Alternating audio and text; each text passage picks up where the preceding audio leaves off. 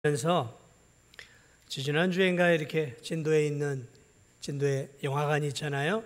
그래서 아리랑 영화관에 가서 영화를 좀 몇 편을 봤습니다. 예전에 한 3, 4년 전에 성경 공부하는 우리 성도들 몇과 함께 거기서 철로 역정을 해서 그때 영화관에 가본 뒤로는 제가 한 3, 4년 만에 처음으로 진도 아리랑 영화관을 다시 한번 찾아가 봤는데요. 최근에 유행하고 있는 인기 있는 영화 몇 편을 이렇게 보고 나왔는데 그 영화들을 제가 바라보고 나와서 문득 떠오르는 생각이 있었어요. 한국은 과거나 지금이나 이 사람들의 관계에서 술이 참 중요하구나. 이 대체적으로 한국에서는 과거에도 그렇고 지금도 마찬가지지만 술이 인간관계를 형성하는 대단히 중요한 수단이요 중심이라는 것입니다. 사람은 이 세상을 살아가면서 홀로 살 수 없죠. 관계를 맺고 살아갑니다. 그래서 원하든 원치 않든 간에 우리는 공동체 안에 속해서 살아가죠. 우린 태어나면서부터 자연스럽게 엄마 아빠와 형성되는 가족 공동체에서 성장을 하게 되어지죠. 그래 자라가면서 그 지역이라고 하는 지역의 공동체, 그리고 학교를 다니면서부터는 학교라고 하는 그 공동체의 울타리 속에서 우리는 내가 원하든 원치 않든 공동체 속에서 이렇게 삶을 살아가는 것이죠. 그러다가 남자들은 20살이 넘으면 또 군대라고 하는 군대의 공동체에 들어가게 되어지고, 결혼을 하게 되면 결혼이라고 하는 또 작은 공동체에 속하고, 직장을 잡으면 내가 다니는 그 직장의 또 공동체 속에서 우리가 살아가게 되어지는 거죠. 또 살다 보면 내가 필요로 하는 것들을 배우기 위해, 또 취미 활동을 위해, 여가를, 레저를 위해 다양한 내가 원하는 공동체 속으로 또 들어가서 그 안에서 사람들과 관계를 맺어가는 관계 중심적 삶을 살아가요. 그런데 이런 혈연, 이제 지연, 학연이라 그러죠. 학연 또는 직장, 여러 가지 이 공동체 속에서 이 세상 사람들의 공동체의 중요한 관계의 매개체가 술이라는 거죠.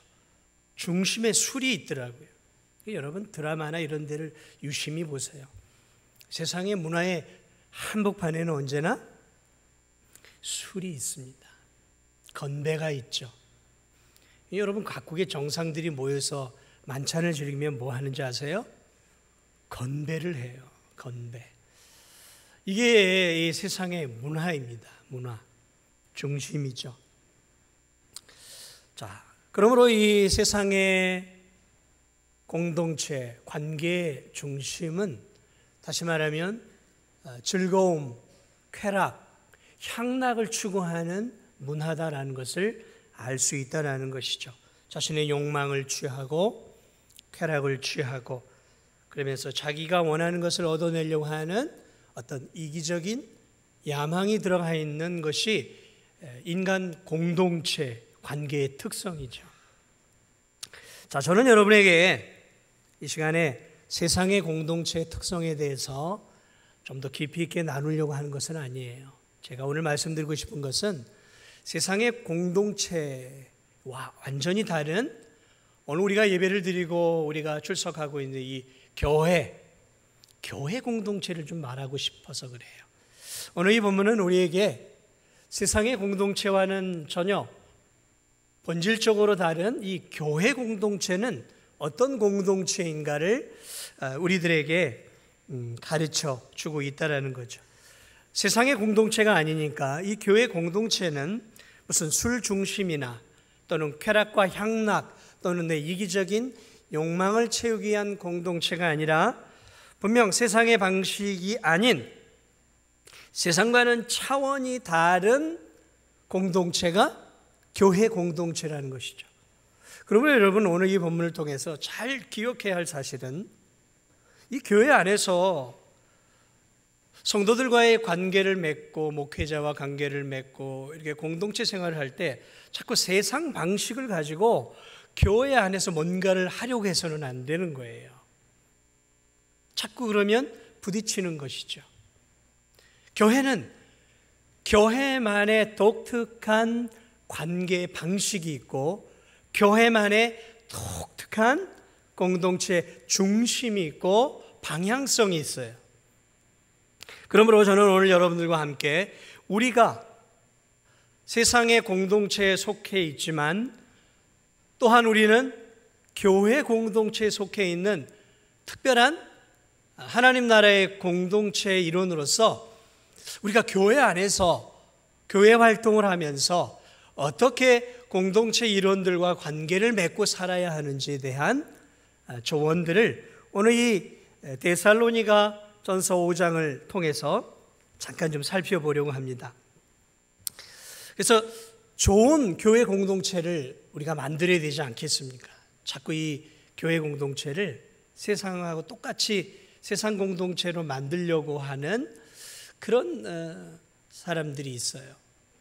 그래서는 안 되는 거죠. 교회는 교회 공동체를 만들어야 되는 거죠. 자, 그러기 위해서 오늘 본문이 먼저 교회 공동체에서 성도들이 특별히 먼저 목회자들을 어떻게 대해야 하는지 말씀하고 있어요. 관계, 목회자와의 관계는 어떻게 가져야 하는가.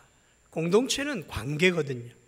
관계, 어떻게 목회자들과 관계를 맺어야 하는가라는 거죠. 그러므로 교회 안에서 목회자가 어떤 사람들이고 어떤 역할을 하는지에 대한 분명한 이해가 성도들에게 있어야 돼요. 오늘 본문 중심으로 해서 목회자가 어떤 사람들일까? 사실 이 목회자들은 여러분, 교회의 이 공동체를 세우시기 위해서 하나님이 친히 세우신 일꾼입니다. 하나님이 친히 세우신 일꾼이에요.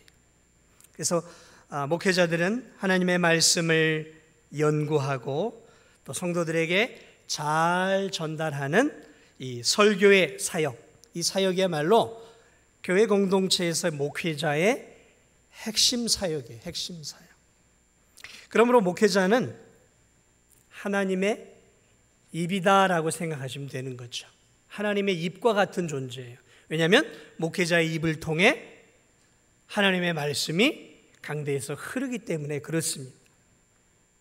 그러므로 목회자는 설교 시간에 자신의 무슨 정치적 성향, 이념, 철학 또는 자신의 고상한 의견들을 주장해서는 안 되는 것이죠. 오직 하나님의 말씀을 가감없이 있는 그대로 잘 전하고 가르쳐야 합니다. 12절에서 바울은 오늘 목회자의 사역을 이렇게 말합니다. 12절을 보니까 형제들아 우리가 너희에게 구하노니 너희 가운데서 수고하고 주 안에서 너희를 다스리며 권하는 자들을 너희가 알고. 바울이 지금 데살로니가 성도들에게 교회의 지도자, 어떻게 보면 말씀 사역자라고 볼 수 있겠죠? 이들을 말씀 사역자들, 지도자들을 이렇게 묘사하고 있어요. 너희 가운데서 수고하고 너희를 주 안에서 다스리고 권하는 자들이다 라고 말하는 거죠. 요약 정리를 한다면 목회자들은 성도들의 영혼을 위해 말씀으로 수고하는 자들이라는 거죠. 말씀으로 성도들의 영혼을 위해 수고하고 또 주의 말씀으로 성도들을 영적으로 다스리는, 이 다스린다라는 말은 섬긴다는 의미예요.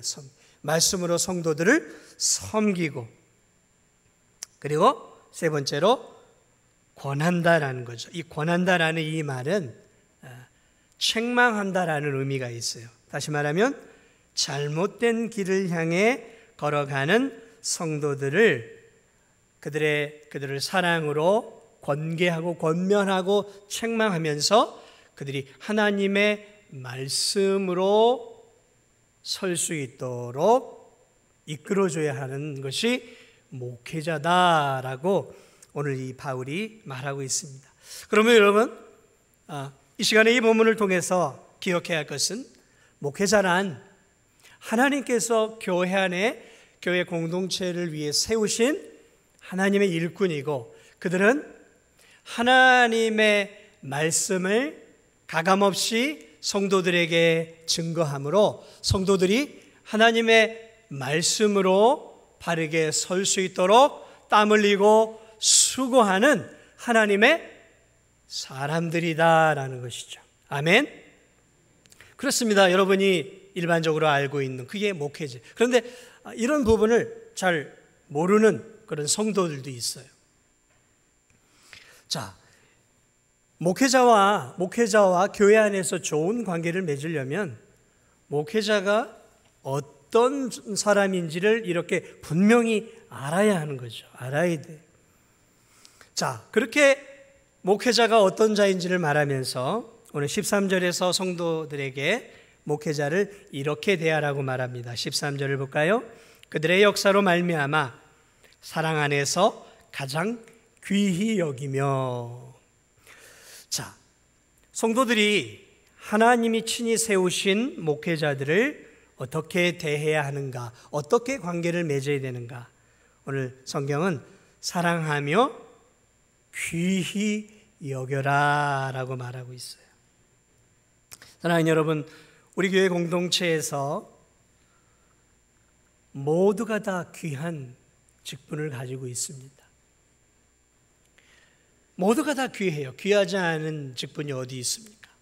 그러나 다 귀하지만 하나님의 진리의 말씀을 가르치는 목회자는 교회 안에서 없어서는 안 되는 가장 귀한 직책 중에 하나입니다.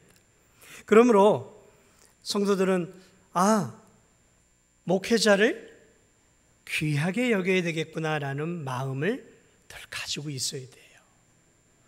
귀하게 여긴다는 말을 정확하게 성경을 번역을 하면 귀하게 여긴다는 말 속에는 존중과 존경을 한다라는 의미가 이 말씀 안에 함축되어 있어요. 존중의 마음, 목회자에 대해 존중과 존경의 마음이 있어야 된다는 거예요. 여러분, 목회자가 너무 고결한 인격과 성품을 가지고 있어서 성경이 지금 존중하라고 말하고 있는 게 아니에요. 목회자가 뛰어난 영적 능력을 가지고 말씀의 권세가 있고 사랑이 너무 많고 너무 헌신적이기 때문에 귀히 여기라라고 오늘 성경이 말하고 있잖아요. 만약에 그런 목회자를 귀히 여기게 된다면 아마 저는 여러분들에게 존중받기 어려울 것 같아요. 저는 탁월하지도 않고 인격이 고매하지도 않고 그렇다고 영적인 영권이 있어서 불바다라 하면 불이 나오고 그런 목회자가 아니에요. 그런 조건을 달고 있지 않아요. 뭘 말하고 있습니까? 목회자는 부족할 수 있습니다. 목회자는 인격적으로 모자랄 수 있어요. 실력이 약할 수 있습니다.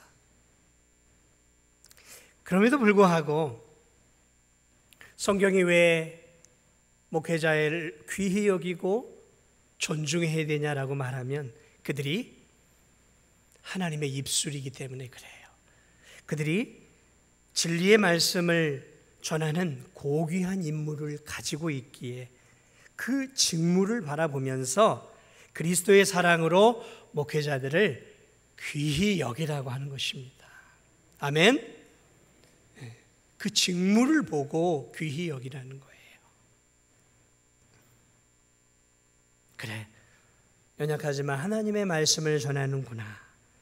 살아계신 하나님의 말씀을 저렇게 가감없이 전한다면 내가 존중하고 귀히 여겨야 되겠구나. 그런 마음을 가져야 한다는 거죠. 그럴 때 이 교회 공동체 안에 굉장히 중요한 관계들이 형성이 되는 거예요. 목회자와 성도들의 관계가. 좀 안타까운 이야기지만 어떤 교회는 목회자를 직원 취급을 합니다. 직원 취급을 해요. 월급을 주는 직원. 목사는 우리가 월급 주고 고용한 거야 이렇게 말은 하지 않아요. 그러나 그 관계에 형성된 느낌들을 목회자가 받을 때 그런 느낌을 받는 거예요. 나는 여기에 고용된 느낌이구나. 이 교회 안에서 흐르는 그런 교회들의 분위기가 있어요. 그래 어떤 교회는 목사는 우리가 원하는 대로 해줘야 돼. 우리가 원하는 설교를 해줘야 되고 우리가 원하는 방향으로 나아가야 돼 라는 그런 목회자를 존중하지 않는 그런 교회들이 간혹 있어요. 그 성도들 가운데 그런 성도들이 있어요. 목회자들이 세상에서 잔뼈가 굵은 나처럼 세상을 얼마나 알겠어 이런 마음들. 저 어린 목사가 알아봐야 얼마나 알겠어 이런 마음들을 은근히 갖고 있는 일부 성도들도 있다는 것이죠. 이렇게 생각하며 목사에 대한 존중이나 존경이 없이 목사를 함부로 대하는 교회와 교회 성도들이 있습니다. 그런 소식들을 종종 접해요. 심지어는 목회자가 자기들이 원하는 대로 움직여주지 않으면 목회자에게 대놓고 불만과 불평을 때로는 언성을 높이며 목회자를 힘들게 하는 그런 성도들도 있어요.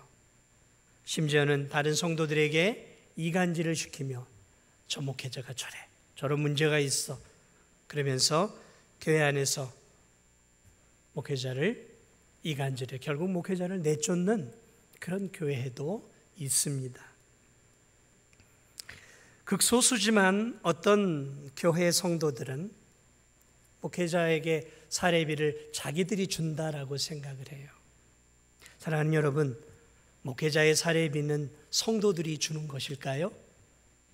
여러분이 주는 것입니까? 여러분은 하나님께 헌금을 드리는 것이죠. 그러면 그 헌금을 하나님 받으셔요. 그러면 이제 교회 안의 헌금은 우리의 것이 아니라 하나님의 것이죠. 그 일부가 목회자의 사례비로 오는 것이죠. 그렇기 때문에 목회자의 사례비는 성도들이 주는 것이 아니라 하나님이 목회자에게 주는 거예요. 목사를 세우신 것도 하나님이시고 목회자에게 사례를 주는 것도 사실은 하나님이 주시는 거죠. 그런데 그렇게 생각하지 않는 특별히 작은 교회들, 아주 작은 교회들에서 그렇게 생각하는 분들이 있어요. 그래서 목회자를 직원 취급을 하고 굉장히 인격적이지 못한 대우들을 해주는 경우들이 있다는 것이죠. 심지어 이렇게 생각하는 교인들도 있어요. 교회가 여력이 있으면서도 목회자가 잘 먹고 잘 살면 되겠어? 목회자는 좀 고생하고 가난해야지라는 성경에도 없는 자신들의 이상한 논리를 펴서 자신들은 잘 먹고 잘 살아도 괜찮고 목회자는 어렵고 고생하고 힘들어야 된다라고 하는 이상한 논리를 가지고 목회자들에게 대우를 잘 안 해주는 그런 교회들도 있어요. 여력이 있으면서. 여러분, 그런 교회 공동체에서 목회자가 기쁨으로 사역을 할 수 있을까요? 결국 그런 교회 목회자는 제가 보니까 딱 두 가지로 흘러가요. 하나는 병이 들거나 은혜 없이 메마른 목회자가 되어집니다. 메마른 목회자가 전하는 설교나 메시지는 결국 교회 공동체 그대로 돌아가서 메마른 교회와 메마른 성도들을 양산하는 그런 세상 공동체를 만들어버려요. 성도들에게 존중받지 못하고 귀히 여김을 받지 못하는 목회자는 대개 두 가지입니다. 하나는 두 가지로 흘러가요. 하나는 스스로 교회를 사임합니다. 도저히 못 견디니까 죽을 수밖에 없으니까 죽을 만큼 힘드니까. 또 하나는 쫓겨나는 거죠. 세상만도 못한 일들이 때때로 교회 안에서 일어나는 것이죠. 목회자에 대한 사랑과 존중, 존경이 없는 그 교회 공동체는 세상 공동체와 다를 바 없는 차가운 교회 공동체입니다. 그러므로 오늘 이 본문을 바라볼 때 좋은 교회 공동체는 물론 오늘 본문은 목사에 대한 이야기가 아니니까 목사를 이제 배제하고 좋은 교회 공동체는 따라하겠습니다. 좋은 교회 공동체는 성도들 스스로가 만드는 것이다. 그렇습니다, 여러분. 좋은 교회 공동체는 물론 목사도 해야 되죠. 근데 진짜로 중요한 것은 좋은 교회 공동체는 성도들 스스로가 만들어가는 것입니다. 아멘. 반대로 또 좋은 교회 공동체가 있어요. 목회자가 부족함에도 하나님이 우리 교회에 보낸 분이야. 하나님이 우리 교회에 보낸 분이야. 이렇게 생각하면서 못나고 부족해도 목회자를 존중하고 존경하고 사랑하는 교회. 이 교회의 세심한 배려와 또 사랑의 대우를 받으면서 사역하는 목회자들이 있어요. 여러분, 그렇게 목회하는 목회자들은 얼마나 신바람이 나겠습니까? 얼마나 기쁨으로 목회하겠습니까? 이 본문을 준비하면서 우리 교회 공동체를 생각해 봤어요. 우리 교회 공동체는 참 좋은 교회 공동체. 왜냐하면 목회자에 대해 존중이 있어요. 존경도 있고요. 또 귀히 여기는 마음도 있어요. 그래서 목회자를 귀히 여길 줄 알더라. 아마 귀히 여기지 않았으면 제가 여기 계속 있었을까요? 귀히 여겨주는 그 사랑이 어쩌면 저를 여기까지, 지금까지 기쁨으로 하나님의 이 교회 공동체를 섬길 수 있는, 그리고 더 잘 섬겨야 되겠다는 마음을 주었던 것이죠. 하나님의 은혜로 사역을 하는 것이지만, 그러나 여러분, 성도들이 주는 그런 존중과 존경과 사랑이 있을 때 성도와 목회자의 관계, 이 교회 공동체는 세상의 공동체하고는 비교할 수 없는 은혜로운 공동체, 천상의 공동체가 되는 줄 믿으시기 바랍니다. 그렇습니다. 사랑하는 여러분, 여러분이 다니는 교회가 더 좋은 교회가 되기를 원하십니까? 더 은혜로운 교회가 되기를 원하십니까? 정말 이 교회가 사랑이 충만한 공동체가 되기를 원하십니까? 그렇다면 먼저 사랑하는 여러분, 그건 여러분이 만들 수 있어요. 여러분이 세우신 목회자들을 부족하고 허물 많고 연약하고 때론 미숙하더라도 어떻게 여겨야 된다고요? 귀히 여기십시오. 귀히 여기십시오. 존중해 주세요.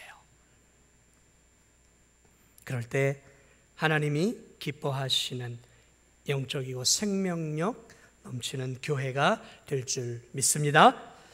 오늘 본문은 교회 공동체에서 성도들이 이 목회자만이 아니라 성도들이 다른 성도들을 대할 때에도 어떻게 대해야 하는지 그런 부분들을 몇 가지 언급을 하고 있어요. 13절 보니까 이렇게 얘기합니다. 후반절을 보니까 너희끼리 화목하라. 너희끼리 화목하라.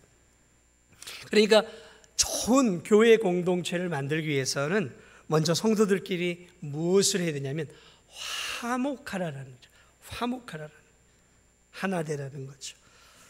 교회 공동체는 예수 그리스도를 머리로 모시고 있는 성도들의 영적인 공동체죠. 그래서 교회 공동체를 영적으로 예수님의 한 몸이다라고 이렇게 부르는 것이죠. 만약 여러분, 우리 이 몸을 갖고 있는데 이 몸 안에서 이 세포들이 서로 대적해서 서로 세포들이 싸우게 되면 어떻게 될까요? 우리의 몸이? 그러면 그 몸은 끝난 거예요. 세포들이 하나가 되지, 서로 보호하고 서로 이렇게 격려하고 하나가 되지 않는다면 암이 생기는 것이죠. 그 몸은 죽는 것입니다. 교회도 마찬가지예요. 진도중앙교회도 마찬가지입니다. 그리스도 안에서 이 진도중앙교회는 한 몸이에요. 우리 모두가 예수 그리스도를 머리로 영적인 지체들인 것이죠. 한 몸이에요. 그러므로 교회 성도들은 이 교회에서 신앙생활하면서 늘 잊지 말아야 할 가장 중요한 원칙이 있어요. 그게 뭐냐면 서로 한 마음 한 뜻 하나 되기 위해 힘써야 하는 거예요. 하나 되기 위해 힘써야 되는 거예요. 한 교회 공동체가 서로 간에 한 마음이 되지 못하고 한 뜻이 되지 못해 어떤 작은 사안에 대해서 교회 안에서 의견이 분분하고 서로 반목하고 서로에 대해서 그런 일 때문에 마음속에 미움들이 생기고 교회가 두 파, 세 파, 쪽파, 양파 뭐 이런 식으로 이렇게 나눠져 버리면 여러분 그 교회의 공동체가 세상 공동체에 뭘 내놓을 수 있겠습니까? 화목한 공동체가 깨져버리면 어떤 면에서 그건 더 이상 교회 공동체가 아니에요. 교회 공동체의 핵심은 그리스도의 사랑으로 하나 되는 화목함이에요. 화목함이 깨져버린 가정, 여러분 거긴 지옥입니다. 화목함이 깨어져 버린 직장, 지옥이죠. 화목함이 깨어져 버린 교회, 천국의 공동체가 될 교회가 화목함이 깨어져 버리면 천국의 그림자가 아니라 지옥의 그림자를, 지옥을 맛보는 거죠. 이 교회 안에서. 그만큼 화목함이 중요한 것입니다. 사실 화목하게 되는 것 쉽지 않아요. 여러분 이 교회 공동체는 별의별 사람이 다 있습니다. 학식도 다 달라요. 살아온 경험들도 다 달라요. 기질도요 다 달라요. 성격, 성품 다 달라요. 이 교회 일을 하다 보면요 나와 다른 사람들이 많아요. 생각 자체가 다르고 도무지 대화가 안 되는 사람들이 있죠. 대화가 안 되는 사람들이 있어요. 말이 안 통하는 사람들이 있어요. 세상 공동체에 그런 사람들만 있는 게 아니라 세상 사람들 가운데서 이 교회 안에 이제 하나님을 믿는 공동체에 들어오다 보니까 교회 공동체도 그래요. 그러니까 하나 되어지는 일이 어떤 측면에서 보면 세상적으로 보면 기적 같은 일이에요. 그런데 하나님의 은혜 안에서 예수 그리스도를 구주로 믿는 성도들은 그런 공동체를 얼마든지 만들어낼 수 있다는 것입니다. 나와 의견이 다르고 내 마음에 안 드는 성도들이 생길 때마다 우리들은 기억해야 돼요. 우리 모두가 다르고 생각도 다르고 마음도 다르지만 우리가 그리스도 안에서 한 형제요 한 자매라는 사실, 그리스도를 중심으로 우리가 하나님 아버지 안에 한 가족이다라는 이 놀라운 영적 공동체, 형제 자매의 의식들을 우리가 가지고 살아갈 때 내 주장을 내려놓을 수 있는 것이죠. 내 주장을 내려놓을 수 있고 내 자존심도 내려놓을 수 있고 내 교만함도 내려놓을 수 있는 거죠. 무엇을 위해서요? 하나됨을 위해서. 그래서 우리는 날마다 죽어야 돼요. 바울의 고백처럼 교회 안에서도 자꾸 내가 죽어야 돼요. 자꾸 내가 살아나니까 공동체가 어려워지는 것이죠. 내가 살면 교회 공동체가 어려워져. 그러나 내 자아가, 내 교만이, 내 이기심이, 내 자아가 죽을 때 교회 공동체는 그리스도 안에 하나가 되어짐을 믿으시기 바랍니다. 이 교회 공동체 안에서 성도들이 또 하나 힘써야 될 것이 있는데 그것이 무엇이냐면 오늘 14절을 보니까 게으른 자들을 권계하며, 게으른 자들을, 다시 말하면 성도들 가운데 영적으로 육적으로 게으른 성도들이 데살로니가 교회도 있었다라는 거예요.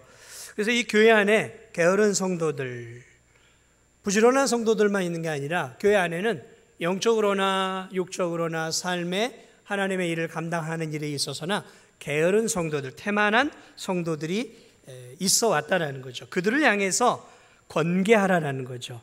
다시 말하면 또 충고도 하고 권면도, 사랑으로 권면도 하면서 그들이 게으름을 탈피할 수 있도록 도와주라는 것이죠. 성도들 가운데에는 육신적으로 게으른 성도들이 있고 또 함께 교회 일을 할 때 자기의 일에 성실하지 않은 태만한 성도들이 있어요. 그러니까 그런 성도들과 함께 일을 하면 힘들고 어려워지는 거죠. 그래서 성도들 가운데 그런 성도들을 마음속에서 방치합니다. 방치하죠. 왜냐하면 그런 성도들이 싫은 거죠. 그래서 마음속에 무시하게 되어지죠. 아유, 어떻게 저렇게 신앙생활을 해? 저거밖에 못하나? 맡겨진 것들을 저렇게밖에 못하나 하면서 마음 깊은 곳에서 그 성도를 향한 날선 비판의 마음을 가지고 그 성도들을 바라보게 되어지죠. 그래서는 안 된다는 거죠. 오늘 성경은 그러한 성도들을 외면하거나 방치해서는 안 된다는 거죠. 왜냐하면 방치하면 더 게으르고 태만한 삶으로 떨어질 수 있기 때문에 그래요.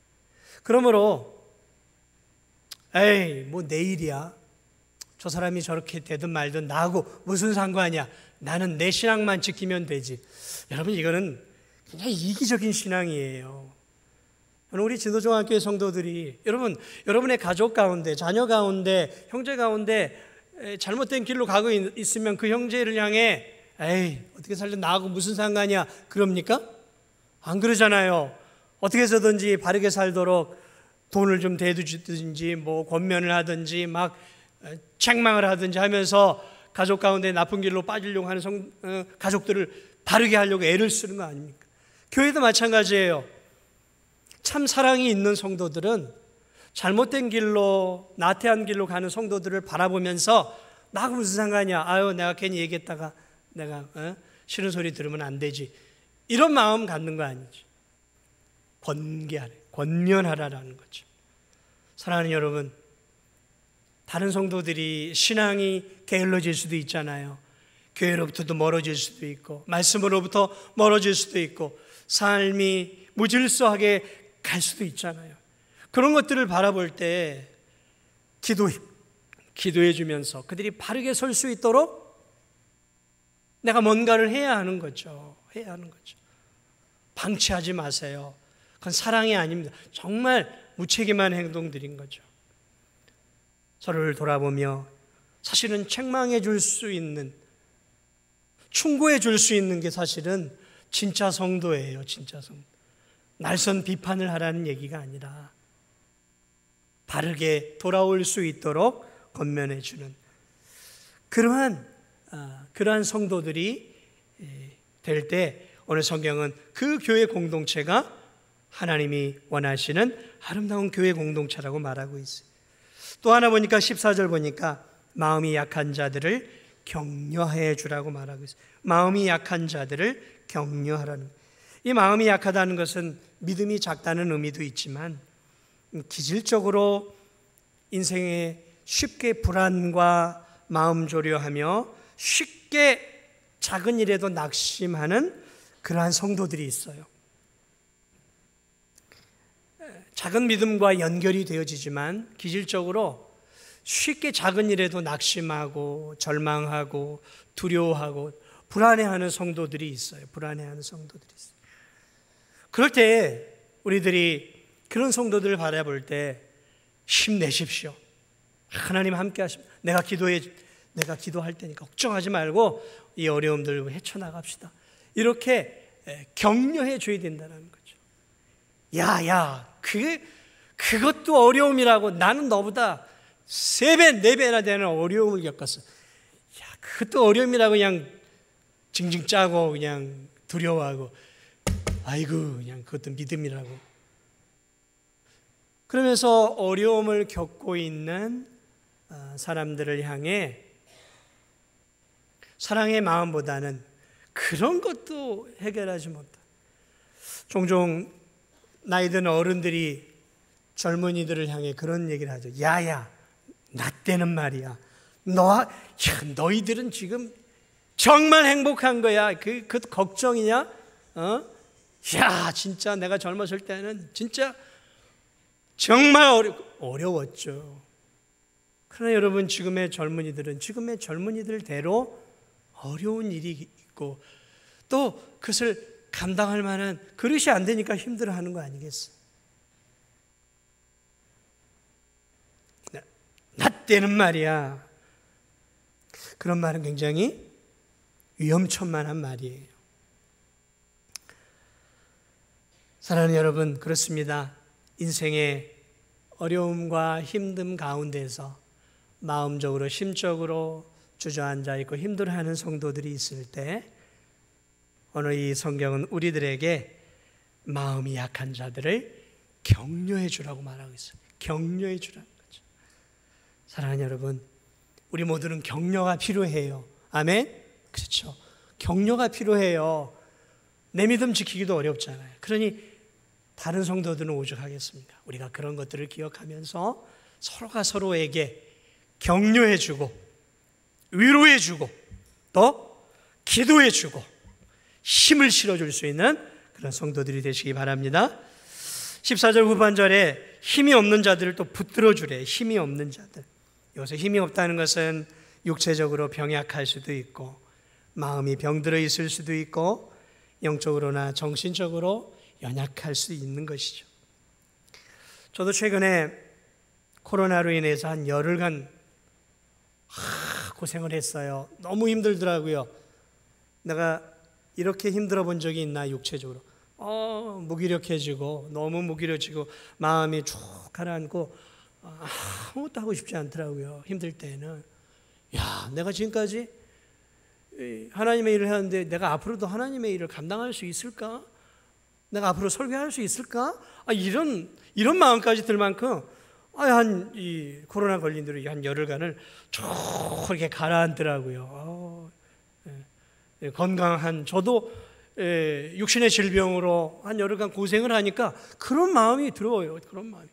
그러니 열흘이 아니라 1년, 2년 이 고질적인 질병으로 힘겨워하는 연세 드신 성도들 또는 마음의 우울함과 우울증, 조울증 또는 공황장애, 불면증 다양한 이 신경증적인 요즘은 그런 증상들이 너무 많아요. 시대가 복잡하니까 이 마음의 질병들을 갖고 있는 사람들이 우리 교회에 뿐만 아니라 너무 많아요. 너무 많아요. 우리 성도들 가운데도 힘들어하고 또 이 영적으로도 인생의 어려움들과 또 관계의 어려움들을 통해 힘겨워하는 성도들이 있단 말이죠.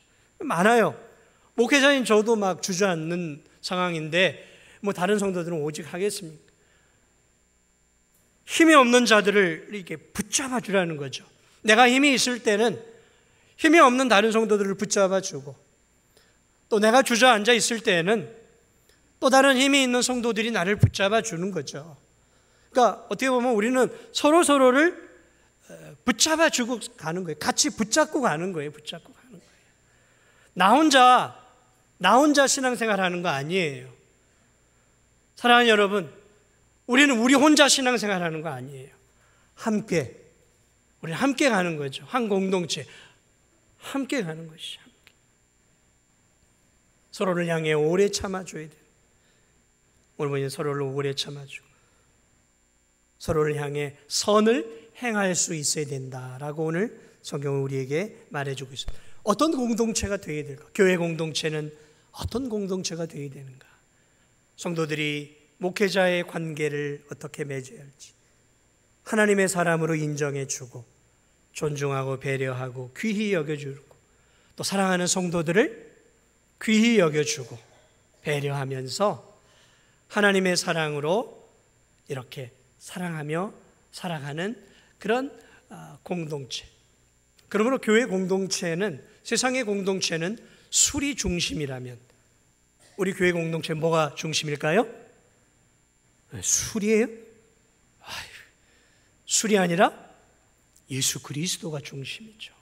우리의 공동체 중심은 예수 그리스도이시고 우리 교회 공동체 중심은 하나님의 말씀이죠. 얼마 전에 들은 이야기예요.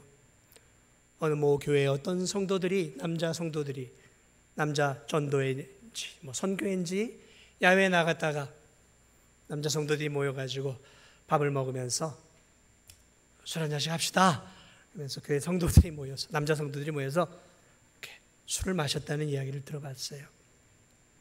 그런 이야기는 그 전부터 제가 다른 교회들의 가운데 종종 들려오는 이야기예요. 교회 공동체에 나와서 하나님을 믿는 성도들이 여전히 세상의 방식대로 교회 안에서도 술이 중심이 되어진다고 하면 여러분 그것은 얼마나 가슴 아픈 이야기일까요? 교회 공동체 안에 하나님의 공동체, 하나님을 중심으로 사랑으로 맺어진 이 교회 공동체 안에서 술이 중심이 되어지고 돈이 중심이 되어지고 나 자신이 중심이 되어져 버리는 그런 세상 중심의 공동체가 되어버린다면 여러분, 그것을 진정한 교회 공동체라고 말할 수 있을까요? 하나님이 이 힘든 인생길을 살아가며 우리에게 세상 공동체와 다른 특별한 교회 공동체를 주셨어요. 저는 이 교회 공동체를 묵상하고 성경을 볼 때마다 하나님이 이 세상에 기가 막힌 공동체를 주셨구나. 이야, 하나님의 걸작품 가운데 하나가 뭐냐면 이 교회 공동체, 교회 공동체. 교회를 섬기고 우리 진도중학교의 성도들을 깊이 바라보면서 정말 하나님이 기뻐하는 교회 공동체를 만들어가고 싶다라는 마음이 제 안에 있어요. 아무쪼록 저는 우리 진도중학교 참 좋은 교회예요. 제가 볼 때 우리 교회 좋은 교회예요. 그러나 더 좋은 교회가 되기를 축복을 드립니다. 더 좋은 교회가 되어야 돼요. 하나님이 원하시는, 하나님이 바라고 소망하는 참 교회 공동체. 세상 공동체와는 처음부터 끝 중심이 완전히 다른 예수님 중심, 하나님 중심, 그리스도의 사랑으로 성도들이 서로를 존중하고 사랑하며 서로 격려해 주면서 나를 죽이고 주님을 드러내고 이 교회 공동체를 통해 예수 그리스도가 드러나고 예수님의 사랑이 드러나는 그러한 교회 공동체. 그래서 우리를 통해 그리스도의 사랑이 우리의 직장과 우리의 이 진도 땅으로 흘러 들어갈 수 있는 그런 아름답고 멋진 우리 진도중앙교회 공동체가 되기를 예수님의 이름으로 축복을 드립니다. 우리 이 시간 함께